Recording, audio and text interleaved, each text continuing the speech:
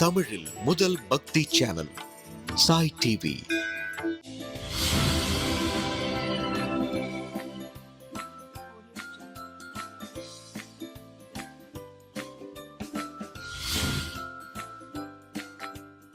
Hi குட்டீஸ், welcome to Sai டிவியின் சுட்டீஸ் நேரம். சுட்டீஸ் நேரத்தில் பக்தி கதைகள் ராமாயணம் கேட்கறதுக்காக ரெடியாக வந்துட்டீங்களா? எப்படி இருக்கீங்க எல்லாரும்? நல்லா இருக்கீங்களா? சமத்தாக இருக்கீங்களா? ஹோம்ஒர்க் எல்லாம் முடிச்சுட்டு அம்மா சொன்ன பேச்சை கேட்டு சேஃபாக இப்போ கதை கேட்கவும் வந்திருப்பீங்கன்னு நினைக்கிறேன். உங்களை பார்க்குறது, உங்களுக்கு கதை சொல்கிறது எனக்கும் ரொம்ப பிடிச்சது. அதுக்காக நானும் ரெடியாக வந்துட்டேன்.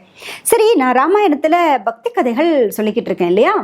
இதில் முன்னாடி நிறைய மிஸ் பண்ணிட்டீங்க அப்படின்னாக்க நம்முடைய சாய் டிவி யூடியூப் சேனலில் போயிட்டு அம்மாவை போட்டு தர சொன்னீங்கன்னாக்க அப்பா அம்மா உங்களுக்கு ப்ளே பண்ணி காமிப்பாங்க.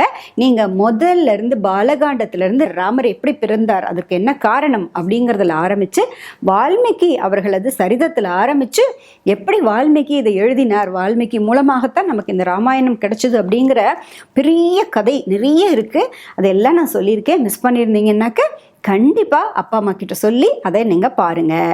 நான் உங்ககிட்ட அதுலேருந்தெல்லாம் கேள்வி கேட்கறதுக்காக ரெடியாக இருக்கேன். உங்ககிட்ட அதை பற்றிலாம் நான் பேசணும், டிஸ்கஸ் பண்ணணும்னு எனக்கு ரொம்ப ஆசையாக இருக்குது.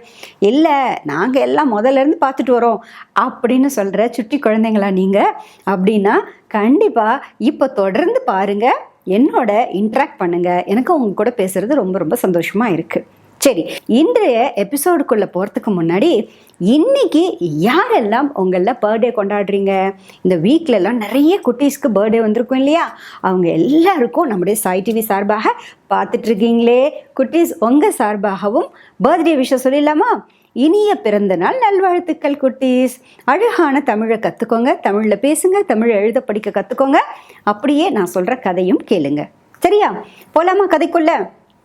எங்கே விட்டுருக்கோம்? நம்ம கிஷ்கிந்தா காண்டம் பார்த்தோம். கிஷ்கிந்தா காண்டத்தினுடைய நிறைவு பகுதியாக ஆஞ்சநேயருக்கு அவருடைய கதையை எடுத்து சொல்கிறார் ஜாம்பவான். நீ யாரு, உன்னுடைய சக்தி என்னன்னு உனக்கு தெரியுமா? உன்னால் எவ்விதமான ஆபத்தையும் எதிர்கொண்டு வர முடியும். உனக்கு பிரம்மா அளித்த வரம் இருக்கிறது, இந்திரன் அளித்த வரம் இருக்கிறது. உனக்கு மரணம் என்பது நிகழாது. நீ சிரஞ்சீவியாக வாழப்போகிறாய். உன்னுடைய சக்தியை நீ தெரிந்து கொள் மாருதி அப்படின்னு சொல்லி கொடுக்கிறார் ஜாம்பவான். அதை கேட்டுவிட்டு ஆஞ்சநேயர் உடனே அவருக்கு சக்தி வந்துடுறது.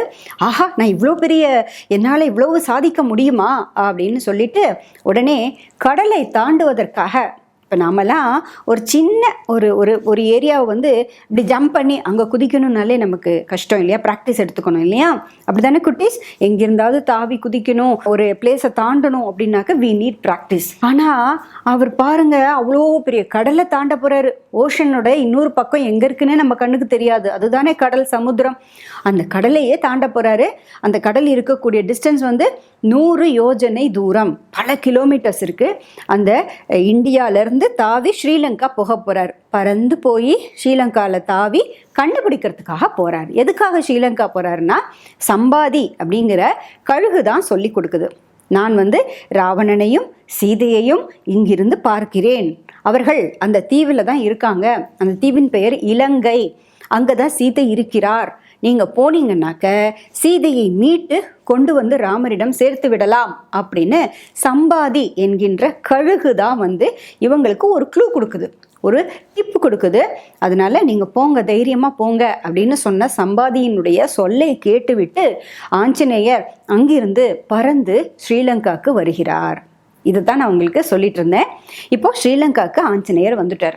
இவ்வளோ தூரம் தாண்டி வந்திருக்கார். தாண்டி வரும்போது மைனாக மலை குறுக்கிட்டது. மைனாக மலையை தன்னுடைய நெஞ்சினால் தட்டினார். என்னால் இப்போது நான் ரெஸ்ட் எடுத்துக்க முடியாதா, ஐ எம் சாரி அப்படின்னு சொல்லிட்டு அப்படியே தாண்டி வராரு. அடுத்து நாகர்களின் தாயாகிய சுரசை வெளிப்பட்டால், அரக்கியினுடைய வடிவத்தில் சுரசை வெளிப்பட்டு, என்னுடைய வாயில் நீ போகணும், அது எனக்கு பிரம்மா கொடுத்திருக்கக்கூடிய வரம், நீ வாய்க்குள்ளே போயிட்டு தான் வெளியில் வரணும் அப்படின்னு சொல்கிறார். அவளும் தரவதற்காக தன்னுடைய உருவத்தை சின்னதாக்கி கொண்டு சுரசையினுடைய வாயில் சென்று விட்டு ஆஞ்சநேயர் வெளியில் வந்த உடனே அவரை வந்து அனைவரும் புகழ்கின்றனர், போற்றுகின்றனர். அங்கிருந்து கிளம்பி வருகிறார். சிம்ஹிகா என்ற ஒரு அரக்கியை அவர் வெற்றி கொள்கிறார். அந்த அரக்கி வந்து எனக்கு உணவாக நீ வேண்டும், இன்னைக்கு நான் ரொம்ப பசியா இருக்கேன், நீ தான் எனக்கு சாப்பாடு அப்படின்னு இந்த சிம்ஹிகா அப்படிங்கிற அரக்கி பெண் வந்து குறுக்கிட்டு அவரை போக விடாம வழிமறிக்கிறார். நிழலை பிடித்து இழுக்கிறார். ஆஞ்சநேயருடைய நிழல் இருக்கு இல்லையா, அந்த நிழலை பிடித்து இழுப்பவள் தான் சிம்ஹிகா. அவள் வந்து இந்த நிழலை பிடித்து இழுத்து நீ செல்லக்கூடாது அப்படின்னு இழுத்த உடனே ஆஞ்சநேயர் என்ன பண்றார், இவளை வந்து வதம் செய்ய வேண்டியதுதான், வேற வழியே இல்லை அப்படின்னு சொல்லிட்டு அவள் அரக்கிதானே, அவளை வந்து வதம் செய்து அவளுடைய ஆட்டம் க்ளோஸ், அவள் இறந்து போய் போத்துன்னு கடல்லையே விழுந்துடுறா சிம்ஹிகா. அதற்கப்புறமாக அவர் பறந்து போறாரு. இலங்கை வந்துடுறது. இலங்கைக்கு வெளியிலேயே இருக்கக்கூடிய ஒரு மலைப்பகுதி, அந்த மலைப்பகுதியில் தான் போய் லேண்ட் ஆகுறாரு, போய் இறங்குறார். இறங்கி அங்கிருந்து பார்த்தாக்க இலங்கை தெரிகிறது. அது வந்து ஒரு சாயந்தர வேலையாக இருக்கு. அங்கிருந்து பார்க்கிறார், இலங்கை தெரிகிறது. லங்காபுரி எங்க அப்படிங்கிறத பார்க்கிறார். எதிரில் வந்து அமராவதி பட்டணம் போல இருக்கான். தேவலோகத்தில் இருக்கக்கூடிய அமராவதி பட்டணம் அப்படின்னு சொல்வது தேவர்கள் இருக்கக்கூடிய வசிக்கக்கூடிய நகரம். அந்த நகரத்தை போன்று இலங்கை இருக்கிறதாம். என்ன காரணம் என்றால், இலங்கை முன்பு குபேரனுக்கு சொந்தமானதாக இருந்தது. விஸ்வகர்மாவினால் வடிவமைக்கப்பட்ட அழகிய ஒரு நகரம், ஒரு நாடு தான் இலங்கை. அந்த நாட்டை வந்து ஆண்டு கொண்டிருந்தது குபேரன். குபேரன் யார் அப்படின்னு கேட்டிங்கன்னா குட்டீஸ், ராவணனுடைய அண்ணா. அதாவது அவங்க அப்பாவுக்கு ஒரு மனைவி இருந்தாங்க. அந்த மனைவியின் மூலமாக பிறந்தவர் குபேரன். ஒரு அரக்கியை திருமணம் செய்து கொண்டார். அந்த அரக்கியின் மூலமாக வந்தவர் தான் ராவணன். ராவணனுக்கு அப்புறம் அவருடைய தம்பிகள் கும்பகர்ணன், விபீஷணன் இவர்கள்லாம் வந்து தம்பியாக வந்தாங்க. ஒரு பெண்ணு கூட ஞாபகம் இருக்கா, மூக்கு லக்ஷ்மணர் அறுத்தாரே, உங்களுக்கு ஞாபகம் இருக்கா? அந்த பெண்ணோட பேர் என்னன்னு யோசிச்சுக்கிட்டே இருக்கீங்களா? இப்படி இந்த குடும்பம் வந்து ராவணனுடைய அண்ணனாக குபேரன் இருக்காரு. பட் ராவணன் மட்டும் அரக்க குலத்தை சேர்ந்தவராக இருக்கார். ஏன்னா அவங்க அம்மா வந்து அரக்கி, ஆனா அப்பா வந்து பிரம்மாவின் வழிவந்த புலஸ்தியரது பேரன் தான் ராவணன். குபேரனது தம்பி. குபேரன் வந்து இன்னொரு தாய்க்கு பிறந்த மகன். அப்போ குபேரனிடமிருந்து சண்டை போட்டு ராவணன் பல வருஷம் தவம் இருக்கிறார். அந்த தவத்தின் பலனாக அவரை யாருமே ஜெயிக்க முடியாது அப்படிங்கிற மிகப்பெரிய சக்திமானாக மாறி போயிடுறார். ரொம்ப பலம் சக்தி ஜாஸ்தி ஆயிடுது. அவர் வரம் வாங்கிக்கிறார். பிரம்மா கிட்ட இருந்து அவ்வளோ வரங்களை வாங்கி கொள்கிறார், என்னை யாரும் கொல்லக்கூடாது அப்படின்னு. அந்த வரத்தின் காரணமாக முதல்ல அவர் வந்து எய்ம் பண்றது இலங்கையை தான், குபேரனை தான். அதனால குபேரனை அடித்து விரட்டிடுறார். போரிட்டு குபேரனை வந்து ஜெயித்து அந்த நாட்டையே தன்னுடையதாக மாற்றிக்கொள்கிறார். அதனால தான் குபேரனுக்காக அமைக்கப்பட்ட அந்த நகரம் அப்படிங்கிறதுனால தான், அந்த நாடுங்கிறதுனால தான் அவ்வளவு அழகாக அமராவதி பட்டணம் போன்று லங்காபுரி இருப்பதை ஆஞ்சநேயர் இப்பொழுது பார்க்கிறார். இப்பொழுது ஆஞ்சநேயர் லேண்ட் ஆகி பார்த்துட்டே இருக்கார். எப்படி நம்ம இந்த நகரத்திற்குள் செல்வது, இங்கு சீதை எங்கிருக்கிறார் அப்படிங்கிறத முதல்ல தேடி ஆகணும் நம்ம அப்படின்னு இவர் நினைத்து கொள்கிறார். நினைச்சுக்கும் போது அந்த இடத்த பார்க்கும்போது நினைக்கிறாரு, இந்த ஏதாவது ஒரு பகைவனை, ஒரு எதிரியை நாம் வெல்ல வேண்டும் என்றால் சாம தான பேத முதலிய வழிமுறைகளை செய்ய வேண்டும். ஏதாவது பொருட்களை கொடுத்து அவனிடம் பேச வேண்டிய விதத்துல பேசி அவனை நம்ம ஜெயிக்கணும். அப்படி இல்லைனாக்கா யாராவது ஒருத்தர் அட்வைஸ் பண்ணணும். இவங்க கிட்ட எதுவுமே முடியாது போல இருக்கு, இவர்களை வந்து அடிச்சு போரிட்டு நம்ம ஜெயிக்கலாம் அப்படின்னா கூட எல்லா பக்கமும் கடல் சூழ்ந்த நகரமாக இருக்கு. இந்த நாடு எப்படி இருக்கு, சுத்திலும் கடல் சூழ்ந்திருக்கு. ஒரு தீவு பகுதி, ஐலண்டாக இருக்கு. இந்த தீவு பகுதிக்கு எப்படி எல்லோரும் வர முடியும்? நான் தாவி வந்துட்டேன், சரி, என்ன மாதிரி அங்கதன் வரலாம், ஜாம்பவான் வரலாம். நான் ஒரு 10 பேர் உங்களுக்கு சொன்னேன் இல்லையா குட்டீஸ், கஜன், கவாக்ஷன் இப்படிலாம் சொன்னேன் இல்லையா, அதில் சக்தி வாய்ந்த வானர வீரர்கள் தாவி வரலாம். மற்றவர்கள் எப்படி வந்து இவனை ஜெயிக்க முடியும் அப்படின்னு யோசிக்கிறாராம் அப்பவே ஆஞ்சநேயர். எப்படி வந்து ராவணனை ஜெயிக்க முடியும் அப்படின்னு உடனே, ஆனால் அவருக்கு உடனே நம்பிக்கை இருந்தது ராமர் லக்ஷ்மணர் மேலே. ராமர் லக்ஷ்மணர் வந்து தேவர்களுக்கு ஒப்பானவர் அவர் நினச்சிக்கிறார். அவர் சொல்கிறார் அப்படி, அவர் வந்து ரொம்ப பராக்கிரமசாலி, பகவான் இல்லையா அவர் பகவான், அதனால அவர் வந்து நிச்சயமாக இவர்களை அழித்து விடுவார் அப்படின்னு அவர் நினச்சிக்கிறார், தன்னுடைய பிரபு அப்படின்னு. ஆஞ்சநேயர் அவர் இருக்கும்பொழுது நமக்கு என்ன கவலை, இப்போ நம்ம வேலை என்ன, சீதையை தேடணும், அதற்கான வழி என்னன்றதை நம்ம பார்ப்போம் அப்படின்னு மனசுக்குள்ள நினைத்து கொள்கிறார். நினைச்சுக்கிறவர் என்ன பண்றாராம், தன்னுடைய உருவத்தை ஒரு பூனை மாதிரி, பூனை இருக்கு பார்த்தீங்களா, பெரிய ஆஞ்சநேயர் எப்படி இருப்பாரு, வானர ரூபத்தோட இருப்பார் இல்லையா, முகமெல்லாம் குரங்கு மாதிரியான முகத்தோட, பின்னாடி வாளோட தானே ஆஞ்சநேயர் படத்துல பார்த்துருப்பீங்க இல்லையா, அப்படி இருக்கக்கூடிய ஆஞ்சநேயர் ஒரு பூனை வந்து எத்தனோன்னு இருக்கும், இவ்வளோ தானே இருக்கும் பூனை, அந்த மாதிரி பூனையோட சைஸுக்கு தன்னோட உடம்பை அப்படி குறைச்சிக்கிறார். அப்போதானே எல்லா இடத்துக்குள்ளேயும் போக முடியும். பெரிய உருவமாக இருந்தால் எல்லார் கண்ணிலையும் பட்டுடுவோம், எங்கேயும் போக முடியாது இல்லையா? அதற்காக பொழுது சாயட்டும்னு வெயிட் பண்ணிட்டு இருக்காராம். அதாவது சாயந்தர நேரம் வரட்டும், ராத்திரி நேரம் வரட்டும், ராத்திரி நேரத்தில் உள்ள நுழைஞ்சோன்னா தான் யாராலையும் நம்மளை அடையாளம் கண்டுபிடிக்க முடியாது. அதனால நம்ம தேடக்கூடிய வேலையை இரவு நேரத்தில் வைத்துப்போம் அப்படின்னு சொல்லிட்டு அவர் கொஞ்சம் இந்த வெளிச்சம் இல்லாமல் இருக்கணும் அப்படின்னு இரவு நேரத்திற்காக காத்து கொண்டிருக்காராம். அப்பொழுது அங்கிருந்து எந்த பக்கமாக அந்த நகரத்திற்குள் நுழையலாம் அப்படின்னு நோட்டம் விடுறார். எந்த பக்கமாக நம்ம பார்க்கலாம் அப்படின்னு பார்த்தோன்னே வடக்கு புற வாசலை அவர் தேர்ந்தெடுக்கிறாராம். பெரிய மதில் சுவர் இருக்கு. எந்த ஒரு நகரமாக இருந்தாலும் பெரிய மதில் சுவர் இருக்கும், அதற்கு வெளியில அகழி இருக்கும். நான் போன எபிசோட்லயே உங்களுக்கு சொன்னேன். அகழி என்பது அதுல நிறைய முதலைகள், crocodiles எல்லாம் இருக்கும். பகைவர்கள் உள்ள போயிடக்கூடாது அப்படிங்கிறதுக்காக அந்த அகழிகளை, அதாவது காம்பவுண்ட் வாலை ஒட்டிய இடங்கள்ல பெரிய பள்ளம் வெட்டி அதில் நீர் நிரப்பி வைத்திருப்பாங்க. பெரிய பள்ளம் வெட்டி அதில் தண்ணி ஃபில் பண்ணி வச்சுருப்பாங்க. அந்த தண்ணிக்குள்ளே முதலைகள்லாம் நிறைய இருக்கும், ஆபத்தான முதலைகள் இருக்கும். அந்த முதலைகள் நம்ம அந்த முதலைக்கிட்ட சிக்கினோம், அவ்வளோதான், சின்ன பின்னமாயிடும். அப்படிப்பட்ட முதலைகள் நிறைய இருக்கும். இதெல்லாம் பகைவர்களிடமிருந்து நம்மை காப்பாற்றி கொள்ளணும், யாரும் எனிமீஸ் யாரும் உள்ளே வந்துடக்கூடாது அப்படிங்கிறதுக்காக அமைக்கப்பட்ட ஒரு அமைப்பாக எல்லா நாடுமே, எல்லா நாட்டினுடைய கோட்டை பகுதிகளுமே அப்படி தான் இருக்கும். அதே மாதிரி ராவணனுடைய இலங்கை மாநகரமும் அதே மாதிரி இருக்காம். பெரிய பெரிய மதில் சுவர்களாக இருக்காம், பெரிய கோட்டை சுவர்களாக இருக்காம். அத்தனையும் இவர் நோட்டம் விடுறார். நோட்டம் விட்டபடியே அந்த கோட்டை மதில் சுவரில் அமர்ந்து கொள்கிறார். அமர்ந்து கொண்டு அவர் பார்க்க ஆரம்பிக்கிறார். நம்ம எந்த பக்கமாக போகலாம், உள்ள நுழையறதுக்கு முன்னாடி அந்த நகரம் எப்படி இருக்கு அப்படின்னு பார்க்க ஆரம்பிக்கிறார். வண்ணமயமான நகரமாக இருக்கு, தங்கமயமான கோபுரங்கள் இருக்கு, வெள்ளிமயமான தூண்கள் இருக்கு. அதாவது வெள்ளியால் செய்யப்பட்ட தூண்களையும் கொஞ்சம் இமேஜின் பண்ணி பாருங்க குட்டீஸ், எப்படி இருக்கும்னு. சில்வருங்கிறது ஒரு மெட்டல் இல்லையா? அந்த மெட்டல் கொண்டு அவங்க கட்டடங்க, பில்டிங்ஸ் எல்லாம் பண்ணியிருக்காங்களாம். தங்கத்தை வச்சு பில்டிங்ஸ் எல்லாம் பண்ணியிருக்காங்களாம். தங்கத்தோட ஒவ்வொரு பில்டிங்கோட டாப் இருக்குது பார்த்தீங்களா, அந்த டோம்னு சொல்லுவாங்க இல்லையா, விமானங்கள் அப்படின்னு சொல்லக்கூடிய மாளிகைகளினுடைய மேற்பகுதி அத்தனையும் தங்கத்தால் செய்யப்பட்டதாக இருக்காம். அப்போது அதெல்லாம் எவ்வளோ பளபளன்னு இருக்கும் இல்லையா? எங்கே பார்த்தாலும் ஒரே ஆரவாரம். இரவு நேரம் அப்படிங்கிறதுனால சரி, எல்லா மக்கள்லாம் தூங்கிட்டாங்களான்னு பார்த்தா தூங்கலையாம். மக்கள் எல்லோரும் பேசி கொண்டிருக்காங்க. ஒரே பேச்சு சத்தமாக கேட்குது, ஒரே வீண சத்தம் கேட்குது, பாட்டு சத்தம் கேட்குது. இது எல்லாத்தையும் அவர் மானிட்டர் பண்ணிட்டே உட்காந்துருக்காரு. எந்த வழியாக நம்ம உள்ள நுழையலான்னு யோசிக்கிறாரு. வடக்கு வாயில் பக்கமாக போய் எந்த சமயத்தில் உள்ள நுழையலாம் அப்படின்னு பார்த்து கொண்டே இருக்கும்பொழுது ஒரு குரல் கேட்கிறது. ஏய் குரங்கே, யார் நீ? இங்கே என்ன செய்து கொண்டிருக்கிறாய் அப்படின்னு சொல்லி ஒரு அதட்டலான குரல் கேட்கறது. இந்த பூனை வடிவத்தில், அதாவது பூனை மாதிரியான ஒரு சின்ன உருவத்தில் இருக்கார் இல்லையா ஆஞ்சநேயர், ஒரு குரங்காக இருக்கார் இல்லையா, அவர் இப்படி திரும்பி பார்க்கிறார். யார் அப்படின்னு சொல்லி திரும்பி பார்க்கிறார்.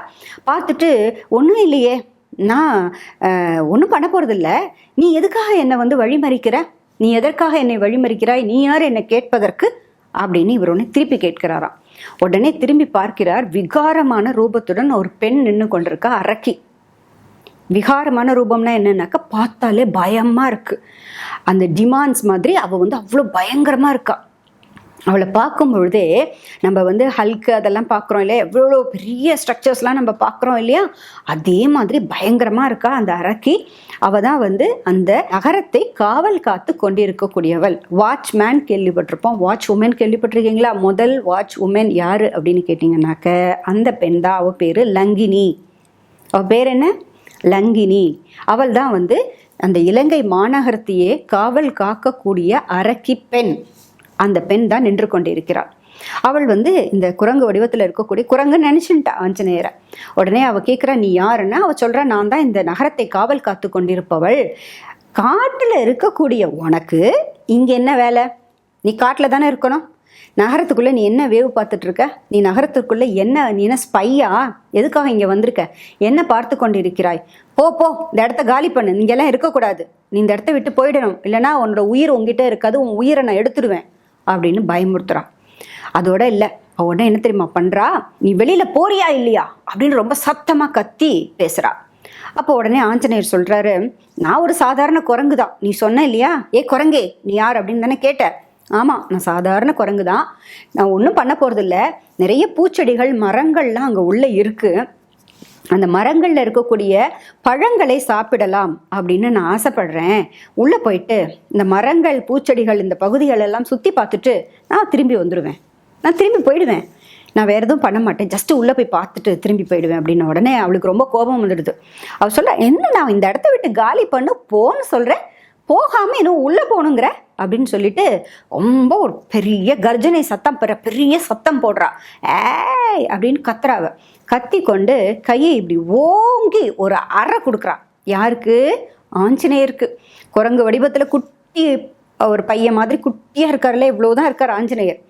அந்த உருவத்தில் இருக்கக்கூடிய ஆஞ்சநேயரை இந்த அரக்கி பெண் வந்து ஓங்கி வலது கன்னத்தில் ஒரு அறை கொடுக்குறான். நீ வெளில போறியா இல்லையா அப்படின்னோடனே இப்போ ஆஞ்சநேயருக்கு கோபம் வருமா வராதா? அவரும் பொறுமையாக சொல்லி பார்த்தார்ல, நான் போயிட்டு திரும்பி போயிடுவேன்னு. அவள் கேட்டாளா? கேட்கல. பெண்களை அடிக்கக்கூடாது, பெண்களை கொல்லக்கூடாது, அது வந்து சட்டப்படி தர்மம் இல்லை என்பதனால அவர் என்ன பண்ணுறாரு, உன்னை நான் விடமாட்டேன், அதே சமயம் உன்னை நான் வந்து கொல்லக்கூடாதுன்னு நான் பார்க்குறேன் அப்படின்னு நினச்சிட்டு என்ன பண்ணுறாரு, இப்படி கையை இப்படி பண்ணிக்கிறார், முஷ்டியை உயர்த்தி கொள்கிறார். அதுவும் இடது கையை செய்து கொண்டு அவளுடைய மேலே வந்து ஒரு குத்து விடுறார்.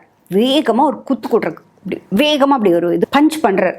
பண்ண உடனே அவள் அப்படியே தூரமாக போய் தோப்புன்னு கீழே விழுறா. என்ன பண்ணுறா, ரொம்ப தூரமாக போய் தோப்புன்னு கீழே விழுந்த உடனே அவளுக்கு பயங்கர ஷாக் ஆகிடுது. என்னது இது, நான் எவ்வளோ வலிமை வாய்ந்தவள், என்னையே ஆஃப்டர் ஆல் ஒரு குரங்கு அந்த குரங்கை தூக்கி தள்ளிடுச்சே அப்படின்னு உடனே அவளுக்கு ரொம்ப பயமாயிடுது. அவள் வந்து உடனே விலன்னு அவள் கைகாலெலாம் நடுங்குது. அவள் உடனே எழுந்து நின்று சொல்கிறாள், நீ தற்போது தாங்கள் உள்ளே செல்லலாம் அப்படின்னு சொல்லிட்டு அவள் சொல்கிறா. ஒரு முறை பிரம்மா என்னிடம் சொல்லி இருக்கிறார், எப்பொழுது உன்னை ஒரு வானரம் தாக்கி நீ தோல்வி அடைந்து கீழே விழுகிறாயோ அன்றிலிருந்து அரக்கர் குலத்திற்கான அழிவு ஆரம்பமாகும், அரக்கர் குலமே அழிந்து போகும் அப்படின்னு என்கிட்ட சொல்லியிருக்கிறார். பிரம்மா என்னிடம் சொல்லியிருக்கிறார். பிரம்மா சொன்னதுபடி வந்திருக்கக்கூடிய வானரம்தான் நீ என்று இப்பொழுது நான் புரிந்து கொண்டேன். எனக்கு நல்லா புரிஞ்சு போச்சு. பிரம்மா சொன்ன அதே வானரம் குரங்கு தான் நீ அப்படிங்கிறது எனக்கு நல்லா புரிஞ்சு போச்சு. நீ என்ன காரியத்துக்காக வந்திருக்க, எப்போ சீதை வந்து இங்கே வந்தாலோ அதிலிருந்து அழிவு காலம் ஆரம்பம் போலிருக்கிறது. நீ சீதையை தேடிதான் இங்கு வந்திருக்கிறாய் என்பதை நான் அறிந்து கொண்டேன். ஆகையினால நீ வந்த வேலையை பார்ப்பதற்காக இலங்கைபுரிக்குள் லங்காபுரிக்குள் நீ செல்லலாம், உன்னை நான் அனுமதிக்கிறேன் அப்படின்னு சொல்கிறாளாம். நீ உள்ளே போ, உனக்கு நான் பெர்மிஷன் கொடுக்குறேன். இனிமே என்னாலன்னு இல்லை, யாராலையுமே இலங்கையை காப்பாற்ற முடியாது. அரக்கர் குலமே அழிய போகிறது. அத்தனை நாசங்களையும் செய்து கொண்டு இருக்கக்கூடிய அரக்கர் குலம் இந்த இலங்கைக்குள்ளே தான் இருக்குது. அத்தனை பேரும் அழிந்து போக போகிறார்கள், குலமே அழிந்து போக போகிறது. இது பிரம்மா அன்னைக்கே என்கிட்ட சொல்லிட்டாரு. அந்த காலம் ஆரம்பிச்செடுத்து இனிமேல் நான் உன்னை தடுக்க மாட்டேன், நீ போ அப்படின்னு சொல்லிடுறா. அவள் பேர் லங்கினி. ஓகே குட்டீஸ், இப்போது ஆஞ்சநேயருக்கு கேட்டை திறந்து விட்டாச்சு. இப்போ உள்ளே போங்க அப்படின்னு பர்மிஷன் கிடச்சிருச்சு. இப்போ ஆஞ்சநேயர் என்ன பண்ணுறார், இந்த வடக்கு வாசல் வழியாக உள்ளே போகிறார். எப்போவுமே வாசலுக்குள்ளே ஒரு இடத்துக்குள்ளே நம்ம போகும்போது வலது காலை எடுத்து வைத்து தான் செல்லக்கூடிய பழக்கம். ஏன்னா அதுதான் வந்து நல்ல விஷயமாக இருக்கும். நம்ம போகக்கூடியவர்களுக்கும் எந்த இடத்துக்கு போகிறோமோ அந்த இடத்துனால நமக்கு நன்மை விளையும். அதில் சில முறைகள் இருக்குது, சாஸ்திரங்கள் இருக்குது. ஆனால் ஆஞ்சநேயர் அங்கே இடது காலை எடுத்து வைத்து போகிறாராம். இதுவே ராவணன் இருக்கக்கூடிய இடம், இவனுக்கு என்ன மரியாதை அப்படின்னு சொல்லிட்டு இடது காலை எடுத்து வைத்து அவர் வடக்கு வாசலின் வழியாக நுழைகிறாராம். அப்போ எப்படியெல்லாம் இருக்குது அந்த நகரமே, எவ்வளவு அழகாக இருக்குது அப்படிங்கிறத வால்மீகி மிக அழகாக சுந்தரகாண்டத்தில் வர்ணிக்கிறார். அது வந்து ரொம்ப ரொம்ப அழகான ஒரு நகரமாக இருக்குது. எங்கே பார்த்தாலும் மயில்கள் இருக்குது, வண்ணமயமான, அதாவது ஒரு பில்டிங்ஸும் அவ்வளவு அழகாக இருக்குது.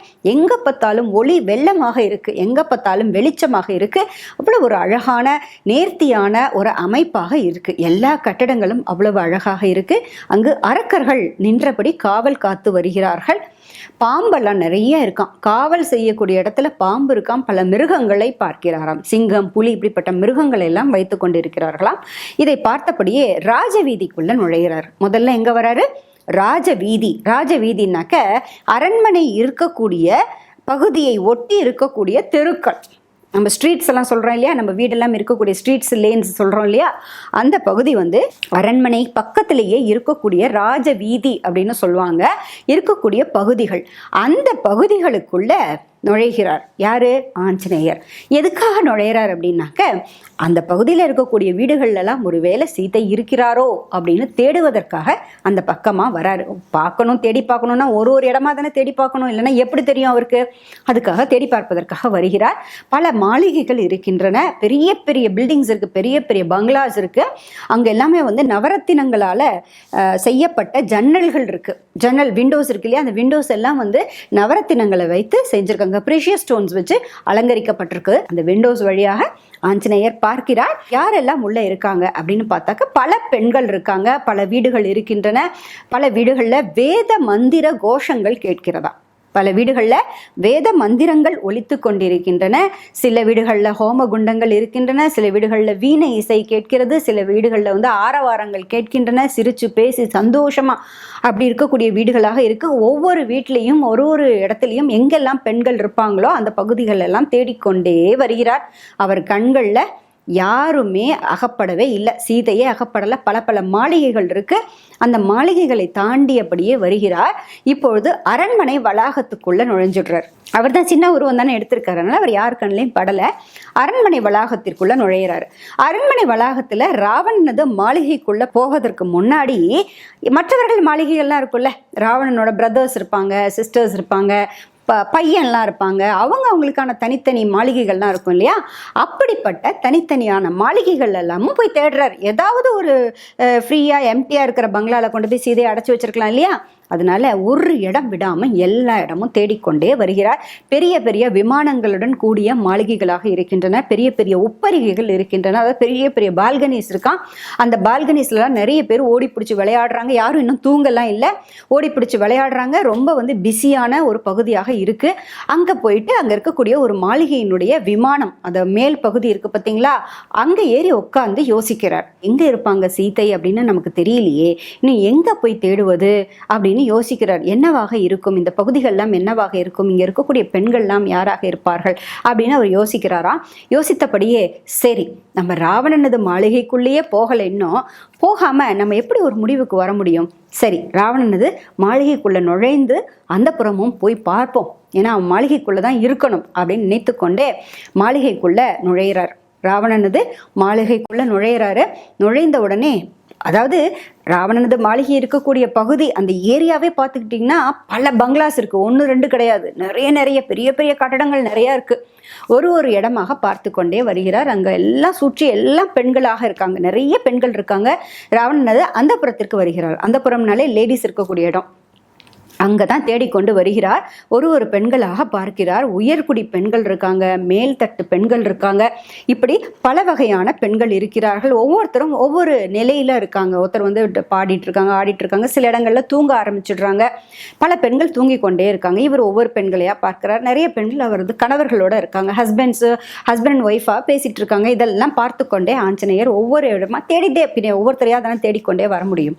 அப்படியே தேடிக்கொண்டு வர்றவர் வந்து ராவணனோட பெட்ரூமுக்கு வந்துடுறார். அப்போ வந்து ராவணனை பார்க்கிறார். வந்தா ராவணனா இருக்க முடியும் அப்படின்னு அவரு தெரியறது அவருக்கு பார்த்த உடனே. ஏன்னா ராவணனை சுற்றி பல பெண்கள் இருக்காங்க, பல அரக்கிகள் இருக்காங்க. அங்கெல்லாம் எங்க பார்த்தாலும் வந்து சங்கு ஒலிக்கிறதாம், எங்க பார்த்தாலும் பேரிகைகள் முரசுகள் ஒலிக்கின்றன, எங்க பார்த்தாலும் சத்தமா இருக்கா. சத்தத்திலேயே வந்து ராவணன் உறங்கி கொண்டிருக்கிறாராம். இத்தனை சத்தத்துக்கு நடுப்புற ராவணன் தூங்கிட்டு இருக்காரு. அதை ஆஞ்சநேயர் பார்த்துடுறார். சரி, அப்போ எங்க இருக்கிறார் சீதை? இங்கே தான் எங்கேயாவது சீதை இருக்கணும் அப்படின்னு சொல்லிட்டு அங்கே இருக்கக்கூடிய பெண்கள் ஒவ்வொரு பெண்ணையாக தேடுறாராம். இவர் சீதையாக இருப்பாரோ, இவர் சீதையாக இருப்பாரோ அப்படின்னு தேடிக்கொண்டே வரும்பொழுது ஒரு பெரிய விமானத்தை பார்க்கிறார். இப்போ நம்ம பார்க்குறோம் இல்லையா ஏரோப்ளேனு, அந்த மாதிரி பெரிய விமானம், பெரிய ஏர்பஸ் மாதிரியான ஒரு பெரிய விமானத்தை பார்க்கிறார். என்ன விமானம் அது? அடுத்த எபிசோடில் பார்க்கலாமா குட்டீஸ்? அது வரைக்கும் நீங்கள் வெயிட் பண்ணணும். இப்போ நான் என்ன சொல்ல போகிறேன், பாய். சாய் டிவி நிகழ்ச்சிகள் உங்களுக்கு பிடிச்சிருக்கா? லைக் பண்ணுங்க, ஷேர் பண்ணுங்க, கமெண்ட்ஸ் பண்ணுங்க, சப்ஸ்கிரைப் பண்ணுங்க, பக்கத்தில் இருக்கிற பெல் சிம்பலை பிரஸ் பண்ணுங்க.